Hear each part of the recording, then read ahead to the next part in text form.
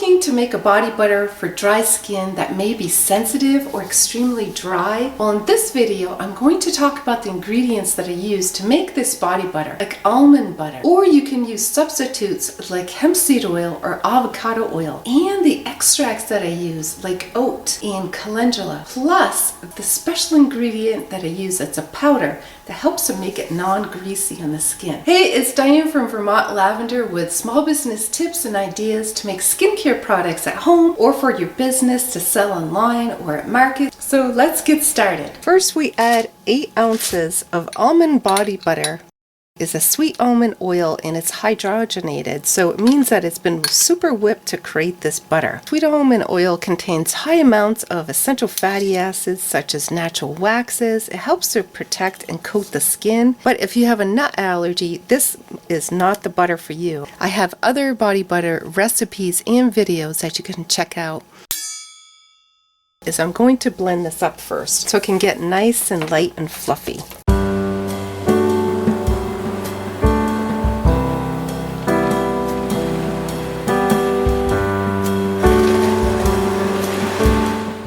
So this is what it looks like when it's been blended here.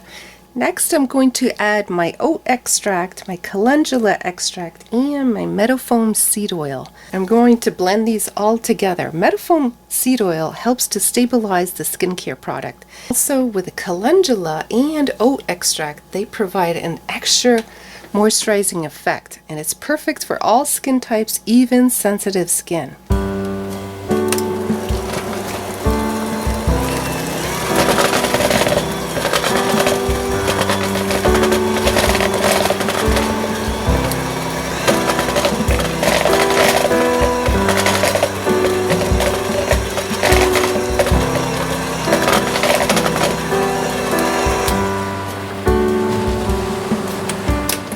I'm changing blades because I'm going to be whipping this.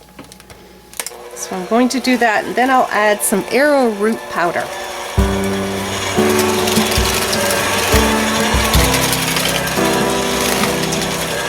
So this is the Arrowroot Powder right here, and I'm going to add that. The recipe for this body butter is in the description below.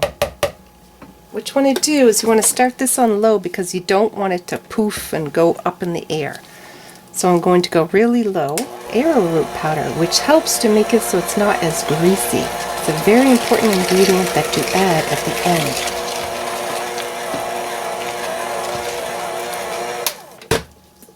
So now you have a beautiful unscented body butter, and it's been whipped. It's nice and light, it's fluffy.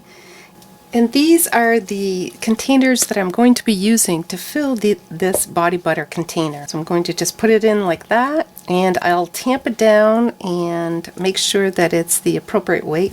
I'll weigh that. But if you want to see the best body butter containers to use, I'll put the link in the description below. So thank you for joining me today, and if you enjoyed this video, please give it a thumbs up.